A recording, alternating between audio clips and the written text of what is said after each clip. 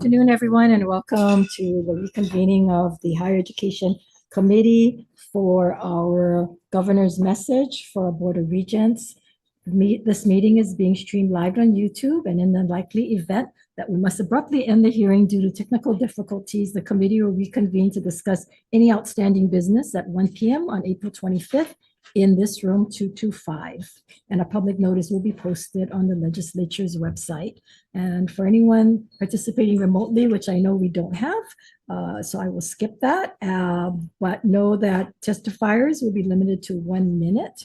And if we have any glitches, we will just continue to move on. Hopefully none of that applies because we don't have anyone asking to testify. We did have one more testifier come in, written only, individual in support of Laura Liu. But I will ask if there's anyone in the audience that would like to testify about our nominees. Hearing no one, okay, we will continue on. We were just beginning with our GM 601. This is the consideration and confirmation of Board of Regents for the University of Hawaii gubernatorial nominee Abigail Hawai'i for a term to expire 6/30/2024. So Abigail, if you want to come back on, and we welcome council members, Vice Chair. I looked at Carol, and then I said, Councilmember. Senator, our Vice Chair of the committee, Michelle Kidani, Senator Kidani, and then Senator Fukunaga, former council member, just as I was a former council member. So Senator Fukunaga, we have continuation. We did do our interview with GM 600 for Laura Liu, but if you did feel you wanted to ask her questions after, you would be welcome to do that as well. So no, with I did read the testimony. It was very, very good. So okay. Let's go forward. Okay, very good. So Abigail, I know you gave us your opening remarks, and we were talking about the athletic assessment. So did you want to say anything before we continue on? You can continue on, and I can answer however. So okay, so on the assessment, the Attorney General did in fact send a list of questions to the Board of Regents through the General Counsel. And they had 6 questions, and I think I sent that questions out, and members, I had given that questions out to all of you. I may not have given you anything. You can look at that if you wanted to, Senator Fukunaga. So did you get these questions beforehand? I'm not aware that we did it, and I may have to go back in my materials and check, but are you talking about these ones? Yes. Yeah, I'm not fully aware that we received these questions. Okay, so it wasn't part of the discussion when your first meeting with CSS board meeting on the 23rd, I believe. Is that correct? Not yet. So not from my understanding. Okay. Yeah. And it was on today's agenda. Mhm. Did you guys discuss it at all? We did talk about the College Sports Solutions independent assessment and how to move forward today. Yes. Okay, but you didn't talk about any of the We questions. did not know. Okay, I want you to look at question number 6. And the question is, have you, CSS, investigated whether any of the staff or students felt intimidated by the presence of a third person? And they answered, and I was told that who answered this was the board leadership and CSS, which I'm disappointed because it was supposed to be the whole board. But be as it may, okay, they did that. They said no such investigation were conducted. And it said yes, if yes, what is the outcome of the investigation? If no, do you think you or the Board of Regents should complete such an investigation? And do you want to read what they said? Are you talking about in section B? Yes. Sure. Such investigations are not necessary as it was made clear to all interviewees that if they preferred to be interviewed without the presence of other persons, they could do so. In all instances in which an interviewee requested an interview without the presence of other persons, that request was granted without question. But then at your meeting of the athletic committee that was held on April 5th, was that the findings? I had told the board that this was not what athletes were telling me, that they had to choose between one administrator or someone else they didn't know to sit in the board meeting. So I've made that very clear in my public comments at the board meetings that I have been told that this was not the case. Okay, and at the April 5th athletic committee meeting, there were two individuals from the faculty. In fact, one of them is sitting here in the room. And Cindy wrote, who actually gave testimony saying that this was not the case. Is that correct? That is correct. Okay, but they sent this to me anyway.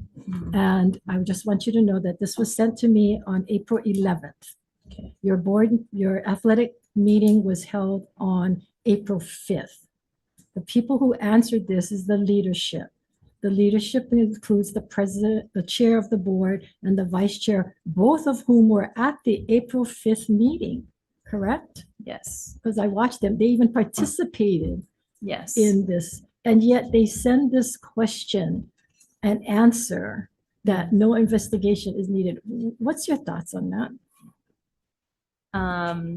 They were given these questions and they did not give these to the board from my knowledge. So they were the ones that answered. And I, like I said, I've made it very clear in those board meetings that this is not what I believe to be the case. And they are taking CSS's word for that. So that's up to their purview. But I've made it very clear that this is not what I was told by athletes. No, I understand. I'm asking your thought that they are speaking for you and saying that the board, because it's saying that should you or the Board of Regents complete such an investigation? Right. And they're saying it's not necessary. Right. Yet you folks as committee members Yeah. said in the meeting on April 5th, prior to them answering this question, that such investigations should go forward by way of a PIG or an ad hoc committee. Is that correct? Yes, that's correct. But they sent this out, so I guess it just bothers me that an entity like the Board of Regents would answer questions that really didn't reflect what the board did. I mean, is this responsible on your leadership, part of the leadership of the Board of Regents? I mean, it's certainly a concern. And like I said, it's been my concern. I've said it then, I've said it today, that we have to be talking to the students about what happened. I believe it's the view of the board that we want to move on and work on future culture of the admin. But I believe that this is very necessary. And should continue to be asked based on an independent investigation of the athletic department and the students. Okay. So I guess I find it troubling that university spent $60,000 on a report that was supposed to dwell in that, because that was the crux of the whole football concerns and student athletes that came forward over a year ago. That prompted our hearing, that prompted the football coach to resign, and then for the Board of Regents to go out and spend $60,000 to get to the bottom of it. And it didn't do it. And now we're back where we started from. $60,000 less, and over a year has gone by. And it hasn't been addressed. The student mental health issues haven't been addressed. The processes haven't been addressed, which is the whole process. So I guess what I'm trying to ask is that, being a member of the Board of Regents, what do you think you should do as a regent other than and say that, this is important? I mean, should there be some kind of motion? Should be some kind of change? I don't know, but to me, this kind of practice, and the fact that first question was asked about the contract was not ever followed. There's extensions were not made. It said they didn't feel it was necessary to do an extension. This report was over 3 months, 4 months past the date that they were supposed to be of performance, and you're a law student, right? the performance, scope of performance was in the contract that they didn't follow. And the chair was the responsible for making sure that the contract and time of performance was adhered to, and they didn't do that. So do you think this is a good reflection on the Board of Regents and how they deal with legal document or legal contract, and then responses to the legislature that may be inaccurate? I think it's troubling, and I've made that very clear in our board meetings. I think it's troubling and concerning, and the people that suffer most are student athletes and students. So it is troubling, and it is a concern that I share with you. Okay. The last thing I'm going to say on this is that my understanding is the contractor had a meeting with the student athletes, and I'm not sure what the first one was with, what group, but the second group was the SAC, the SAC, correct? SAAC, yes. Yeah, and that meeting lasted all of 10 to 15 minutes. And so I'm really not sure how the students' feedback either factored into this report, if that meeting was 10 to 15 minutes and 10 minutes of which Mr. Schimmel did the talking, that how could this report even be valid? How did it even reflect what the students said? Yeah, I mean, I share your concern with that. And like I said, it's all of my concerns that I've brought up in the meetings is that, there are two athletes from every team. And I'm not sure if there was adequate representation at that meeting, specifically from every team, based on how many delegates were there.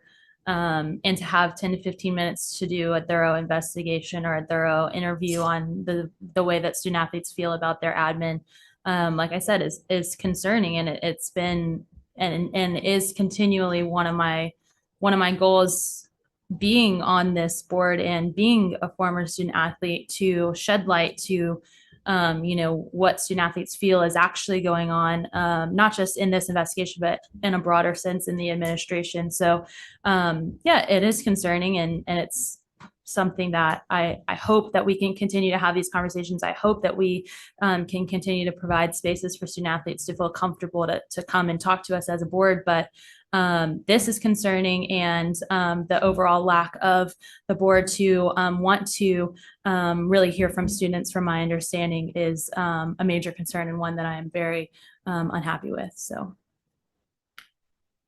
I know at the meeting when I was watching that one of the proposals is to refer this matter back to the athletic committee. mm-hmm.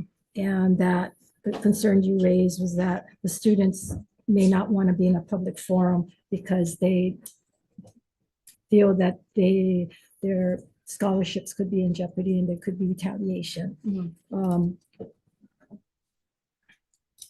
In my experience in talking with some of these students and talking with some of the faculty who have these fears of retaliation, and my understanding is there's passive retaliation happening now to someone like Ms. Rote, who came forward. And so, that's something that I think the regents need to look at. But the fact that these students don't feel that they even want to go to the regents, they don't want to even go to an executive session with the regents, because they don't trust that this information is not going to get back out to the administration. Yeah. And that has happened. Yeah. So I'm not sure that a PIG or an ad hoc committee or even an executive session is going to make these students feel comfortable enough to tell the truth. Right. I agree with you. And today our whole conversation in our board meeting, a huge part of our conversation was about choosing between a permitted interaction group and going back to committee. And unfortunately, our board chose to go back to the committee, where I think that a permitted interaction group would provide better resources and better protection for athletes and faculty to come forth. That was not the view shared by the board. It was something that I certainly made clear, that I don't think student athletes are going to show up at the next committee meeting if or when there is an executive session with or without the president. Student athletes are not going to come. And I can't express any more times than I already have that student athletes fear retaliation. And it's the board's job to be able to take the student athlete opinion and then apply it to the recommendations. But we're not doing that. And it's a frustration that you can tell is very passionate. I'm very passionate about, because how many times do we have to sit here and say the student athletes' voices matter and then give them no platform and give them no protection? So I'm in complete agreement with you. And that's one of the reasons why I'm talking about this in this public forum, so that the public can understand the gravity of the situation and that changes has to be made. And while the board themselves are not doing it, shouldn't the administration be doing this? Shouldn't they be taking these things seriously? I mean, they're coming up with ways in which the students can anonymously bring this up. But if they were doing things the way it should be, and they were doing it and upholding all of the platforms and all of the policies that she should be doing, then this shouldn't exist. I agree with you. If the admin was working the way that it should be, student athletes shouldn't fear in coming to talk to us, but they do fear, which shows that something is happening in admin that is not being discussed and it's not being addressed. So, do you feel that it's not just the student athletes, but also the faculty, the staff in the athletic department that is also fearful because they see some of these infractions going on and they don't want to report it either? yeah, I'm not as familiar with what specifically is happening with faculty. I've only talked to very few compared to the athletes that I've talked to. So to give you a pulse on what's going on with faculty in athletic administration is a little bit harder on my end.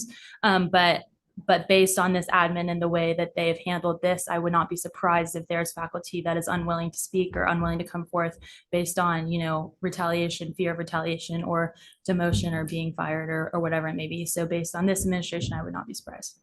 I just want to comment, as a student regent in the years that I've been here in the Senate, you have been the most vocal and the most, knowing student regent that I have seen. So I really You haven't commend asked you. me about budget yet. Yes. So. Well, it's not easy as a student regent to be abreast of everything that's going on. And even for all of us, we're not all abreast on everything. But I think the fact that you have taken this seriously and you've put in the time and effort, it's commendable. And I just want you to know that we certainly appreciate that. Members, you have any questions that you want to ask? Because I could go on for the whole hour. Yeah, I know. All my questions was asked already. One of the main things for me is the mental health issues.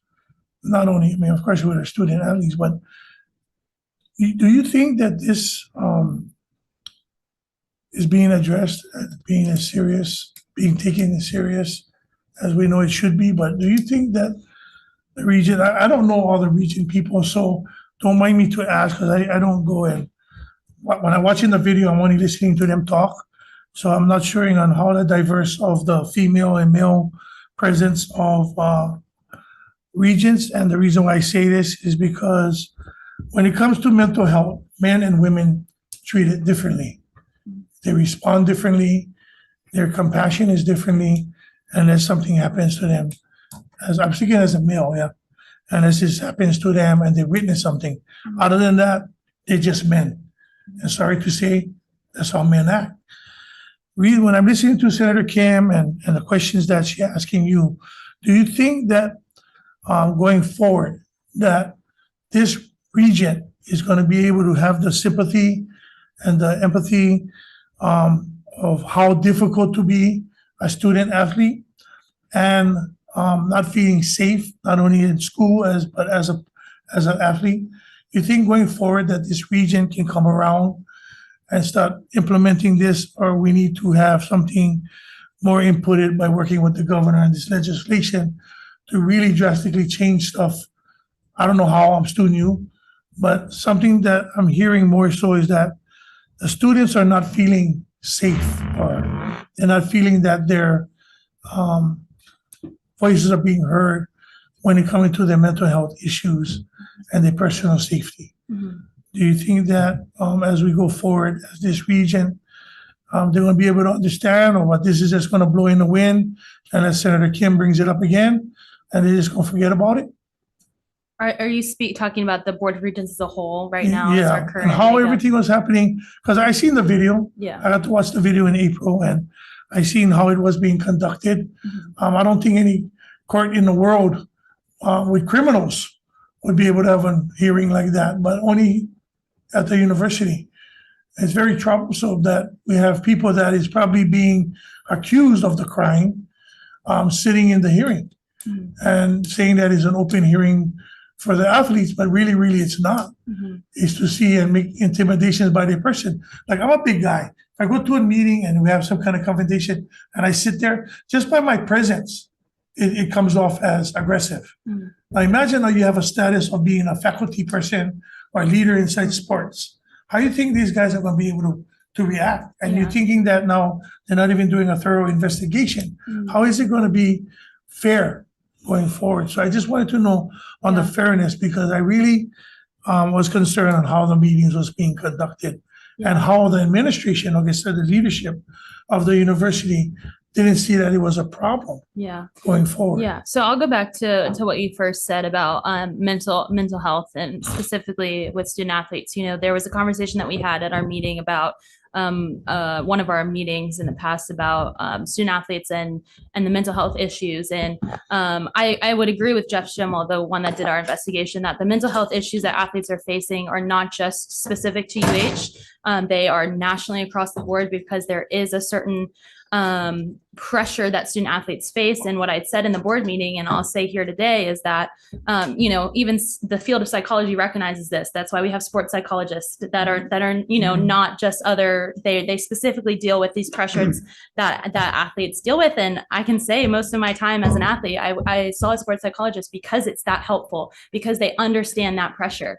And I think it's an amazing thing that we have that. So I would say nationally, that's a huge problem in athletics in general. And I would say at UH, it's a problem that we need to address, and that the drastic change with mental health, I think, you know, kind of coincides with, especially at UH, is that we are the only major sports team here. So it's not just this, you know, being one of 5 or 10 you know, football teams or basketball teams or soccer or anything that people are watching, but it's UH. And then I know that on top of that, people that are Native Hawaiian that are competing also feel that they have a kuleana to Hawaii to compete well, to represent well. And then that is an added pressure that's very particular to UH. And I think that goes even further into who we are as Native Hawaiians.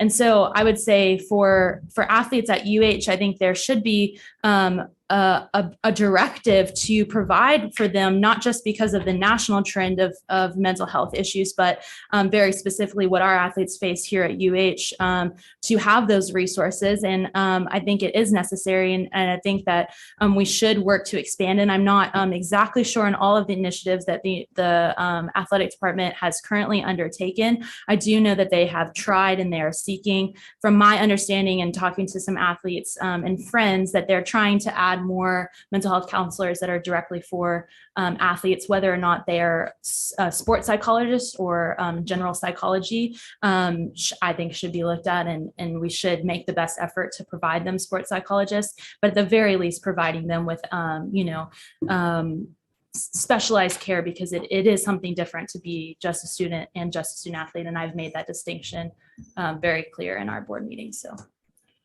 I think as the region, as the Board of Regents, hearing and having these kinds of meetings, you think that some of those things that would be on their recommendation or their radar to start working on these things, since I don't know how long ago already was this kids that came on the TV and telling us about how they was being treated by coaches and whatnot. You think that now with this region, I don't know if they're all same or some of them changed going forward, that they're going to be able to comprehend the need of what you just said? I think that when I presented this kind of in our board meeting, they were Yes. pretty receptive, and they seem to understand whether or not they take that and make it actionable. That's something that our board should, I personally believe, should do. Whether or not it's going to happen, you know, is another thing. But I feel that there were regions there that when I brought it up, they kind of agreed and saw it as a necessity. So I would hope that it's something that we continue to follow up with athletics on. Okay, do me a favor, just keep us informed, especially Senator Kim, on the ongoing of that. I'll be very interested in keeping on top of that. Thank you. Thank you for asking. Senator Gilmore. Yeah. Thanks for coming back. Yeah, you're welcome. I'm kind of curious, since you've been serving now since the beginning of the year, I think, and you're assigned to 3 committees. Did you request those committees? And maybe you can talk a little bit about how you found the committee work so far, because a lot of things a lot of things that come to the large, the entire board has been worked on by committees, and a lot of things that don't make it up to the board stay at committee. Yeah, so I did not pick what I was on, but I am on intercollegiate athletics naturally, planning and facilities and student. I don't know the last one. That's the academic and student affairs. Yeah, academic and student affairs. So definitely for intercollegiate athletics, this is what's being discussed. Or should be discussed more. We have been, talking. The last meeting on April 6th, I believe, or 5th, was about the investigation and whether or not we should do a permanent interaction group. Planning and facilities, I've been pretty vocal actually about that and using Hilo land for renewable energy. So that was part of or talked about in our planning and facilities. And then student affairs, I honestly can tell you what we've done and whether that's my own lapse of remembrance or. But are you seeing that some things are brought to the committees by members of the board, or is a lot of things coming from the outside or from the administration? Mostly from administration or from our chair. I wouldn't say, to my knowledge, that things are being brought up that are region specific, saying, hey, we need to address this. Whether that's happening, outside of our meetings, I'm not sure, but I haven't ever been part of, that. But at some point, I think people know that you're the student regent now, and people, I guess your peers may, and people that you were involved with sports and might see you as a conduit where they can bring some of the issues through you to at least through the committee and hopefully to the board. Yeah. And I hope that in this position and in this role, which I still feel like I'm getting comfortable into, the process of saying to our chair or of our committee of like, this needs to be addressed. This is what's being brought up to me. But to be honest with you, since January, this has been it. This investigation has been what's on the forefront of students' minds, because unlike what our board thinks about this investigation, this was a very limited scope, right, into football and these very public comments that were made about our athletic department. What I think that they fail to recognize, it's a bigger reflection on our whole athletic department as a whole, and we need to be able to take that and move forward. And I've said this in the meetings, I'll say it again. I don't think that we should be a reactive university for athletics. We should be a proactive one. If we want to be, on the top of the Division I level, which we have amazing athletic teams. The swimmers are one of them, that really do succeed with this administration the way it is. I think that we can set our sights to even greater, more competitive, a more competitive future. So to answer your question, I think that this has been, for at least intercollegiate athletics, the bulk of what we've been talking about, the bulk of what I've been talking about with student athletes. I hope going forward, I can continue to have those conversations and talk to them and bring to those committee meetings their frustrations, their issues, and same with planning and facilities, and same with student affairs too. So what kind of what's your sense of the amount of support you receive from the staff for the board?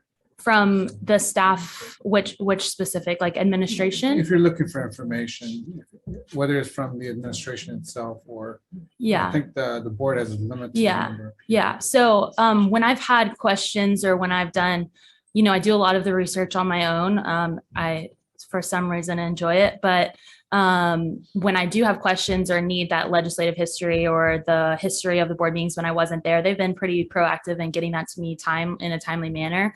There will be times that I have kind of pushed back on, I need this, I need a little bit more specific. So they've been pretty helpful in that sense. And what questions I haven't asked, I've kind of done my own research or, called people that have lived here and been around a little bit longer, and they've been very helpful to me. So.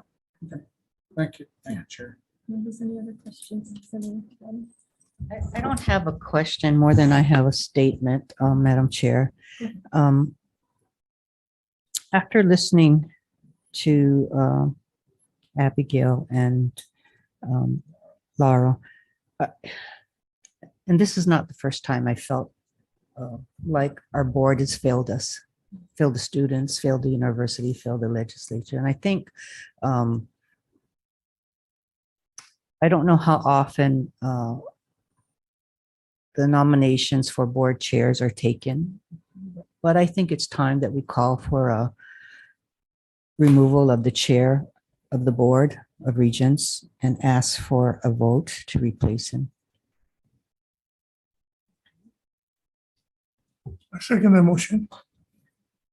We need people that's gonna be serving, having a mindset, but what you said today is very, to me, is disturbing because it seems like you have a great case in advocating for what you believe because you lived it.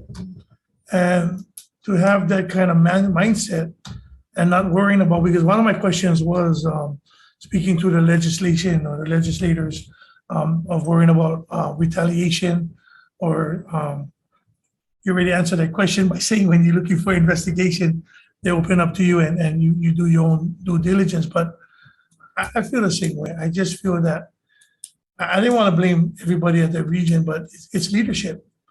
And the leadership is letting us down, letting you guys down. We're nobodies. You guys are the ones in the trenches feeling the effects of what the lack of the leadership there. But I totally concur what Senator Kadani said, because my gosh, listening to you guys and not just like, I'm not saying they just didn't listen to you guys, but that's how I feel.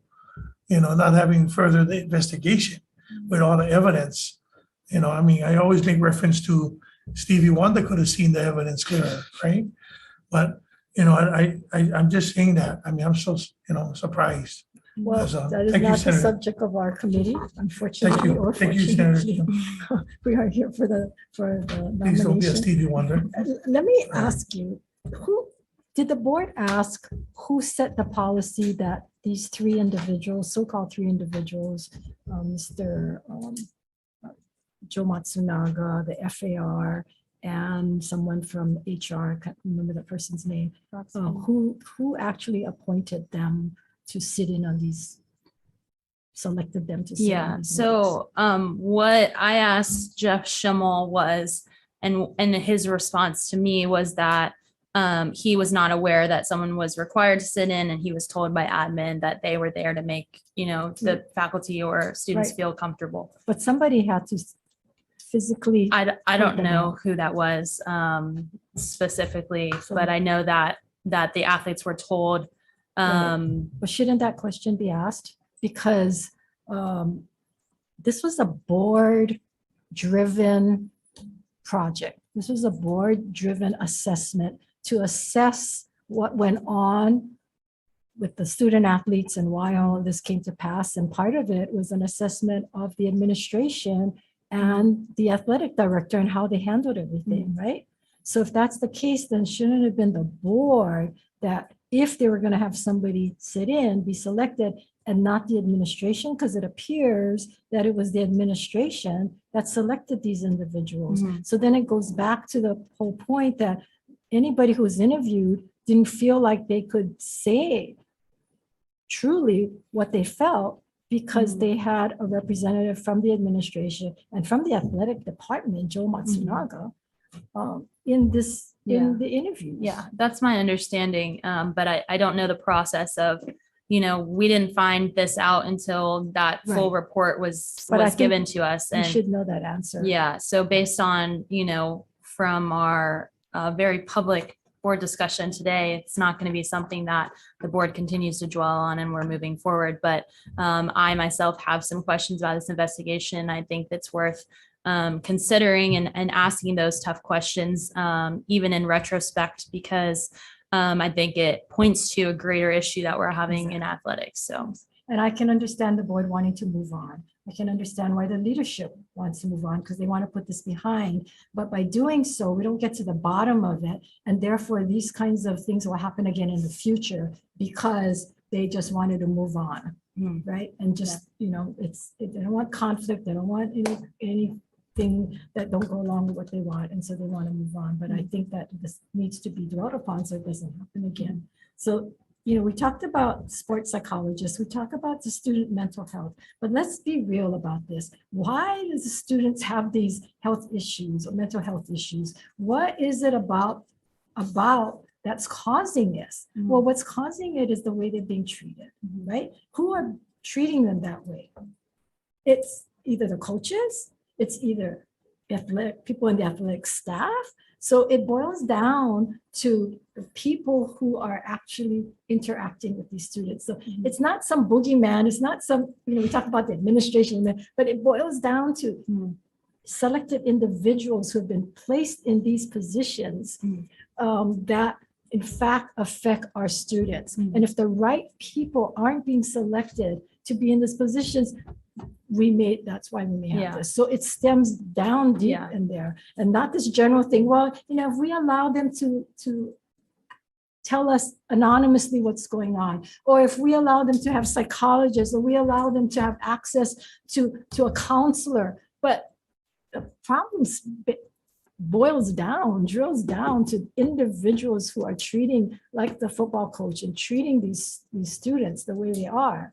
And then my understanding, which is something I hope the board will take up, is whether or not interim appointments to positions of people who do not meet the minimum qualifications get to be in these positions, and then they get hired permanently and then get promoted. And in the meantime, people who have been working in the department, who have the qualifications, have the experience, have been passed over.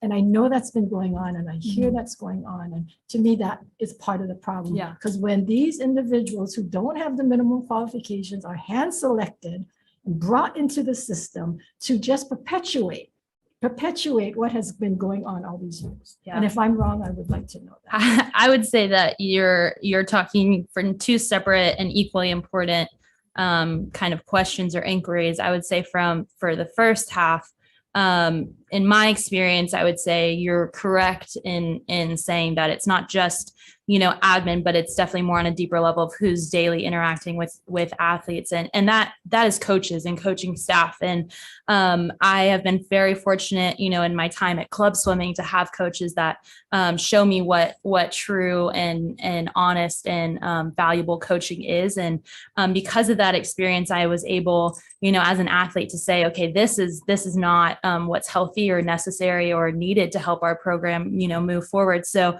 to my experience, I think that in order to have the right coaches at UH, we have to have a competent and intelligent athletic director who is hiring the right coaches and that understands the culture that we are trying to build, or the culture that we would honestly really like to build. It's a future thing. And it has to be, because we can talk about coaches affecting athletes' mental health all that we want, but until the athletic directors are in that position to hire the right people that will not just build our team to be successful, but will build men and women in our community to be members of our society, members of our community that are going to give back. It's so much more, we say they're a student first and an athlete second. I would say from an athlete, you think of yourself as an athlete first and a student second, no matter how upset that'll make people. But I think that coaches need to see that this is also building people that are going to be productive members of our society. And I mean, that starts from the top down. It's always going to be led by the athletic director. I think the second part of your question, which you said of, what is the athletic director's duty now, going out. And I think that you had mentioned this on Monday too, to hire interim positions, to get the qualifications, to then hire them. There are people that have the qualifications already, that are more than willing to step into these roles and say, I want to build something great at UH. And I think that we need to go after those people, to put people in that place and say, okay, well, you learn the ropes and then we're going to elevate you. I mean, that's not a sustainable model. It's not a model of a university that's looking to be very successful in athletics. And I can, sit here and talk all day about how successful I think UH athletics can be. But I mean, I'm passionate about it. I went to school here. And my goal going forward is that UH athletics is not known for this investigation. It's known for being a world-class, place that we get to build athletes, even in the Middle Pacific. Why can't we be an excellent athletic department? I don't think that's a question that is out of the realm of possibility.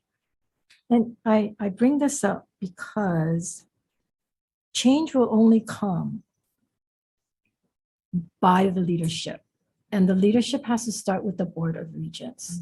And the lack of the board forces us, the legislature, who I know we get criticized all the time that we're micromanaging and stuff, but when we get these complaints and it's serious, it comes to us. So it is with the Board of Regents, and I am very hopeful in listening with you, listening with Laurel and some of the other newer Board of Regents, that finally we have regents who are willing to speak out and bring these issues up. In the past, and I look to my members, if they can remember a time when we've had Board of Regents confirmations that have gone into such depth that we're talking about now, because it's usually, or we just hire and fire the president, and we just, handle the policy, and we leave everything else up to the administration. So how do we get to the bottom of things? And you brought it up by saying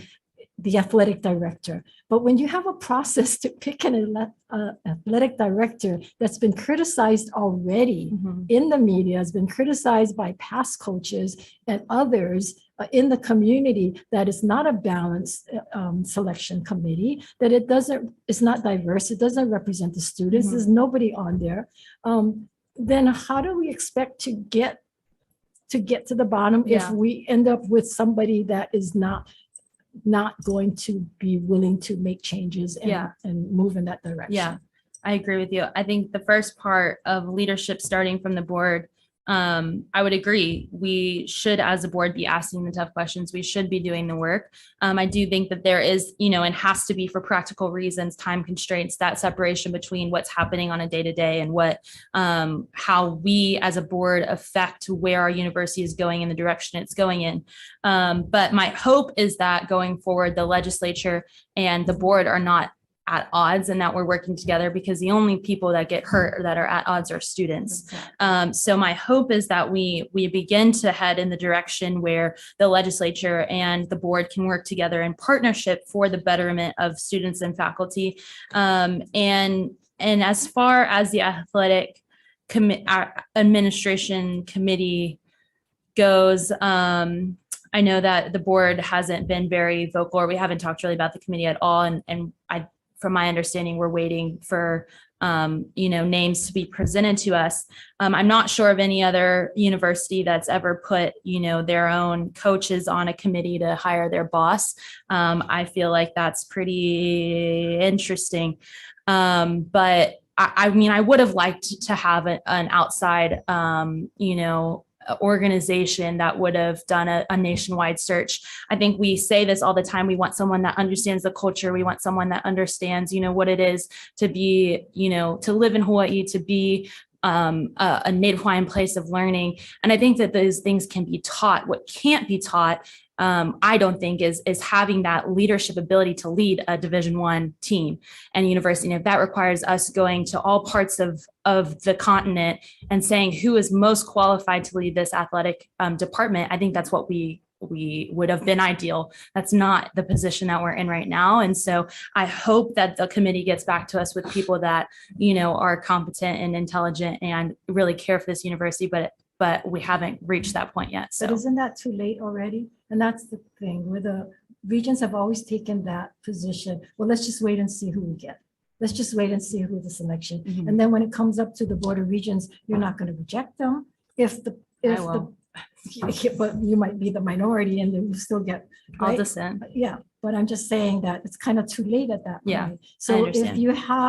if you have minimum requirements that say someone has to have 3 years of athletic, I forget what they put in, that limits who, it doesn't matter if you have a search nationwide, because you're going to cut out everybody else who might be good because you have this criteria, and the criteria was put in for a reason, right? There has to be a reason why that very narrow criteria is put in, because they must have somebody in mind. I mean, by that time, yeah. it's too late. If the criteria is to hire someone from UH Athletics that's already there, I think that's a terrible decision. And if that comes before the board, then we should be having that discussion. It may be too late at that point. And that's the whole thing that I'm saying, that the board needs to take more action before that happens, because by that time it'd be too late.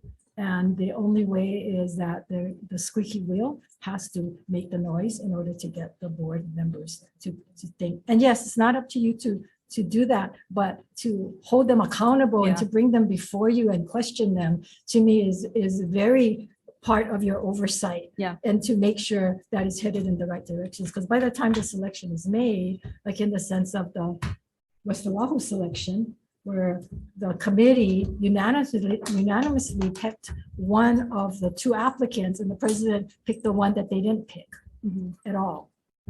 And we've had problems and issues. Because that was his hula sister. But that's a concern.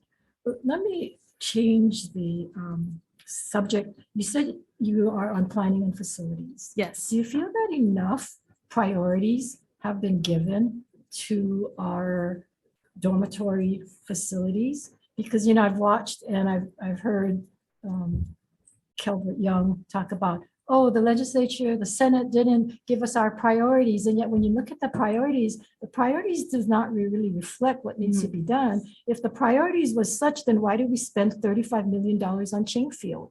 Because that was not one of the priorities. And so that money could have gone to our dormitories. Shouldn't that be one of our student housing that's falling apart be a priority? I think it definitely needs to be a priority. I think building affordable housing, not just housing on campus or near campus, should also be a priority. But we have not even, at least in my time on planning and facilities, been breached the subject of, either renovating or tearing down and rebuilding student dormitories, whether that's part of the conversation of deferred maintenance and that kind of falls in the deferred maintenance category. I'm not aware of, and if it does, I think it should be a priority. But I think that we need for planning and facilities to, look for the future and how we can, kind of expand living accessibility to students, but also with what we have, not just be satisfied because those dorms are falling apart. And honestly, no one in this room would want to live there. It's concerning. And I've said this again, we're a top research university in the country. We're a Division I program. We are a huge Division I university that has students from all over the world that are coming here. And these are the things that we're providing. I want our school to be excellent. And there are places that our board and that our administration just continue to put to the wayside, and that eventually it's going to have to be dealt with. Eventually those dorms are just going to fall apart. And my goal is that we become proactive. And I would hope that our board starts to move in a proactive direction. But right now, even looking at the intercollegiate athletics assessment, it's reactive. And until we have board leadership and board members who want to take the proactive approach, I don't see it changing. So the common theme here is the leadership. The common theme is the leadership on the board. Common theme is the leadership at the helm at the University of Hawaii administration.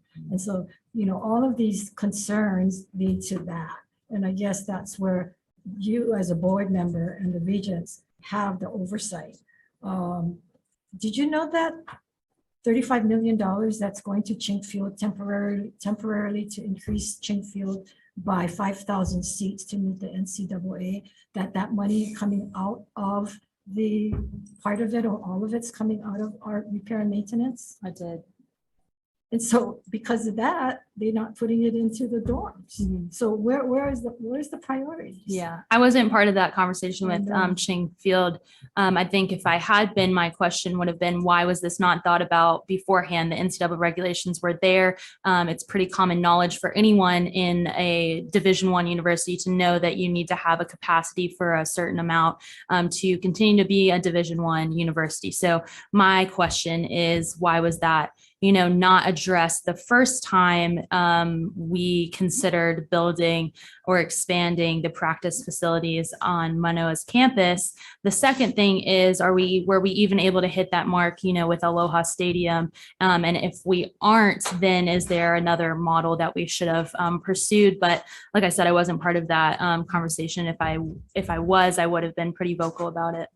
And if I recall watching the hearing that they talked about the expansion, no one ever asked, where's the $35 million coming from? And is that a priority as far as our dormitories, that some of that money should be used? The other area of disrepair and needs to be upgraded is the actual athletic facilities, the locker rooms and so forth. And I hear that all the time. And I keep hearing it now that, there's a committee put together to look for how they can raise money to do that. So shouldn't some of that money should have gone there before you go Yeah. into a temporary field or temporary 5,000 more seats? Yeah, I would agree that there would be a better way to spend 35 million, especially if you do even just a very basic walkthrough of the athletic facilities. We have some that are nice and have been renovated very recently, and we have some that have not been touched and have not been renovated. And I mean, I understand wanting to continue being in regulation with the NCAA. I think it's important. I don't think that we're going to benefit from dropping into a different division. But again, it's a retrospective solution to something that should have been proactive. And we could have asked for a waiver, we could have asked for to allow to use Murakami Stadium or the arena, and none of that was done. And again, it goes back to the leadership. Why wasn't the leadership doing that? And I hope that will be evaluated. And I know you folks talked about the evaluation coming up, that all of that will be taken into consideration when you're looking and when you're evaluating the leadership at the university. Members, I know I've been asking any questions that you want to add to. So let me ask you this, and I know you sort of answered it, is what should the relationship be with the Board of Regents and the administration?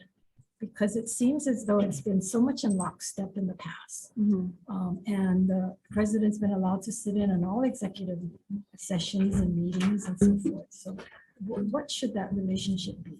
Yeah, so I think as far as the president being in executive meetings, from my understanding, up until a certain point, that was not the case. However many years ago, probably maybe before I was born. But I mean, I think that's a good practice if just generally, if we are supposed to, be not just evaluating once a year, once every 3 years, but actively and proactively looking for ways to better our university. I think that we need to have forums of open conversation within executive meetings that the president is not there for. So it is a little concerning, and I'm kind of confused why other regents haven't brought that up. And it would be something that I would like to see going forward, because most of the time, we're not asking him questions. He's just sitting in. So I would hope that going forward, we can really be independent from that, not just in his evaluation, but in general. And from my understanding, it is that the board is supposed to, be separated from the administration in that sense of where we are evaluating them and kind of giving them the charge of what they're supposed to do and not being in lockstep 100%. So It's very refreshing hearing you say that. In today's meeting, and I think Senator Favela might be interested in this, the president said something about the accreditation, raised the concern about him being the chancellor and the president being one. Was there, and I think I might have missed it, was that, what was the result of that? So yeah, we talked about whether or not there should be that separation between CEO and president, or CEO of Manoa and president. And I'll be honest with you, we voted on it today, and I can't remember the discussion that we had. We talked about so much. From Go back and watch that. yeah, we talked about it today. But the there's- accreditation, people said that it shouldn't be one and the same. I'm not sure exactly what they said. I know that there are some universities that have it separated and some that just have it in different, either by a provost or whatever. So I'd have to go back and look at it, because I'm not exactly sure that correct. That's something that Yeah. Senator Favela very much was concerned about. Okay, so we've talked about the relationship between the Board of Regents and the administration. What about the relationship between Board of Regents and the legislature? What's your thoughts on that? My thoughts. I would hope that we start to work together more productively. I think that right now, the cycle that's happening between the ledge and the board and the words that are being said on both sides is not productive for, either our budget, for our initiatives. I think that when we want to see these initiatives, if we would have a better legislative, relationship, then maybe those initiatives would have more funding. I'm not really, entirely sure. I haven't been in all of these, constant discussions for the last 2 or 3 years. So I don't know where this breakdown happened, but honestly, I don't think it's helpful for the students. I think that, you kind of hear media on both sides and the students are left like, well, I mean, you guys are pointing fingers at each other and not even, focusing on how it affects students. So that's all that I really can say on that. I just would hope that it improves. I would hope that instead of seeing each other as an enemy, we're working together, because we are so, I think our university more than others are so involved with the legislature. We are the only state university, public university here. So it would be a disservice to our 10 campuses to continue in this type of relationship. We certainly agree, and I think that the members here would have their own comments about that, because we have reached out and we do work really well with the community colleges and with many others, and so it's not that we don't. So again, it boils back down to the manner in which the administration really reaches out, or even the Board of Regents, who never reaches out or hardly ever reached out to us in the last 2 years. So, And going forward, I know we make it clear, Senator Kim, we make it clear. Even when I talk to them on the side, or I see them at events, I always tell them it's not us against you and you against us. It's what is the betterment for the students. So we try to make it that we don't draw a line here at the ledge. It's just that when they leave here, instead of trying to improve the quality of life for everybody on campus, the ticket that we gave them on scoldings, and we are overstepping our bounds and we being bullies, that's not the truth. We're trying to enhance the quality. We get the complaint. We do our research like how you do your research. So it's going to be a big injustice if we don't do our job as legislators to tell them what we know. Instead of going back and feeling that there was pick pong or bullied or whatever they say going forward, they should look at it as constructive criticism. I learned that all my life growing up, because I'm a big guy, and people don't think I take constructive criticism really good, and I do. You can ask my colleagues here to the left, Senator Kadani and Kim. I take it very well, and you guys just don't know. They give me a lot of it, and I respect them for that. I don't ever think that I'm getting scoldings, believe me. But I always tell that to President Lazanar, it's not personal. Don't take it personal. Yeah. Reason why we want the separation is that we want the better quality of life. Because when he leaves, chancellor, whatever his CEO, whatever position he leaves, to go vacation or to someplace else, there's nobody there. Yeah. And usually the absence of the president is the chancellor's role to roll with it, I guess. But Yeah. he always thinking that we're picking on him, and Yeah. it's not. Yeah. And I would- Yeah, to comment, I would just say that it's probably a bigger administration issue of, having various opinions is important, and having that feedback is important. And I think to, operate in a way where we don't want feedback and we don't want a critical eye is not in the best interest of the university. I think that these conversations force us to do an analysis on, how we're doing in all of these different fields that UH is in. So I would agree with your point, is that that feedback is good and necessary. And if we don't have it, then we're doing something wrong. Yeah, because being here the 4 years I've been here with Senator Kim and Senator Gadani, and even with Senator Keith Aron, they love the university. They love our colleges and the community. Yeah. And we out there, we're taking field trips and going out there. I mean, they're out in the west side campus more than I do. And I live there, so I know they love what they do. And if they didn't, that's why I'm trying to relay every time I see Lazanar, because, sometimes he doesn't take it quite well. And I tell him, please, we're not the enemy. Yeah. We're just trying to get something across. And we want him to know that we're not his enemy. We're trying to be his best ally. Yeah. But he got to help us help him. Right. And I would echo that is I may, people may think that I'm being very, very critical of the athletic department, but it's because I care. I mean, I wear this necklace every day because I went to university here and I'm proud to be a student athlete. And I could have gone somewhere else for law school, but I chose to come back for a reason. I care about this university. I would not be offering myself up to the board if I didn't care. And if caring means asking the tough questions, if caring means, being the lone dissenter, I'm perfectly fine with that. I'm sitting here today saying things that many people are not going to be happy with. And I'm fine with that because I want this university to be great. And I hope that comes across to this committee, is that I really do care about this university. I'm not, not here, just for the resume builder. It's important to me. So yeah. You're so mature for your age. And I understand, and I think my colleagues do too, exactly what you're saying, because it's the same thing with us. We're critical because it is our job as part of this committee, but we don't feel that we get, the information that we ask for or deserve out of the university or even the regents. Because what happened at that meeting with the athletes should never have happened. The regents should have spoken up if the chair did not. Yeah. To say that Lasner should not have been there in the room, or, to make the students feel comfortable. Yeah. And that's just, not fair. And then we come across as bullies because we ask those hard questions. But again, we're here to protect the students as well as the university. Yeah.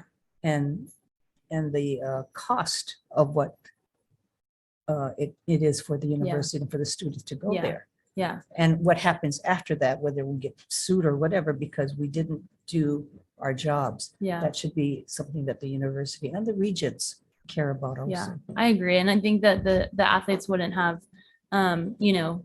people are criticizing them for coming out very publicly and saying it. But I think that when you're an athlete, if the systems and processes that are in place are not are not effectively dealing with the issues, it kind of becomes a last resort thing.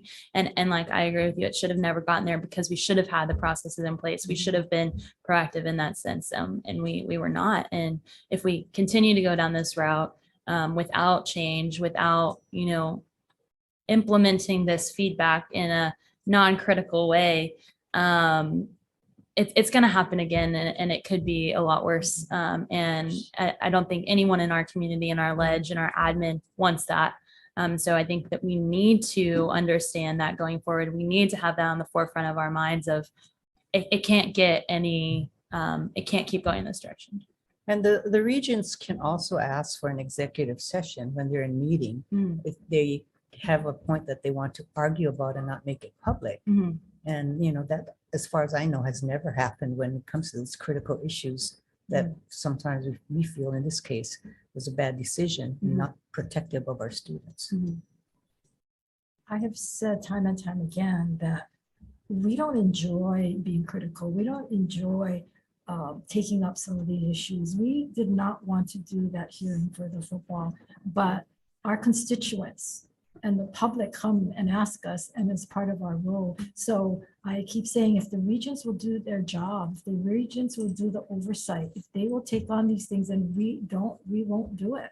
Similarly, when we did Stevie Wonder Blunder, which you brought up Stevie Wonder, but in a different light, we didn't want to do that, but we did because the administration wouldn't do it.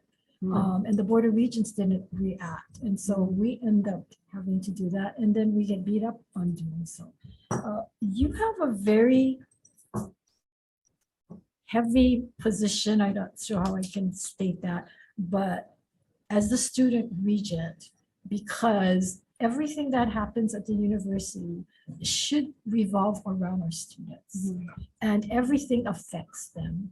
And as that student regent, you have that burden. And it shouldn't be just you, though. It should be all of the regents should have that, because the policy says that instruction should be the priority, and it's the students. And so I often see where student schedules, offering of classes are done not for the students, not convenience of the students or revolve around the students, but the faculty and staff sometimes.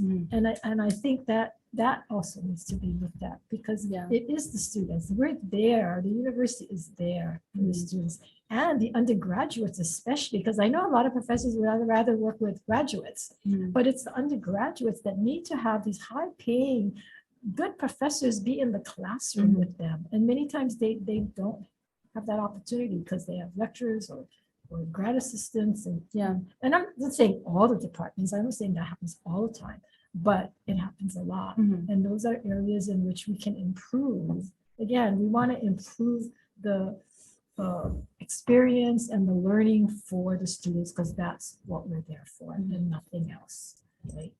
Yeah, and so for you to represent that voice, it's a heavy burden on you, and we appreciate you doing that. I certainly appreciate your candidness, your willingness to speak out and not be afraid, because watching past boards, the regents don't want to speak out, and they all just want to say, okay, let's put this in the back and move forward, and never learning from what took place. Okay, members, anything else? No, I just wanted to say one more thing, Abigail, is I think that you will represent the student body very well.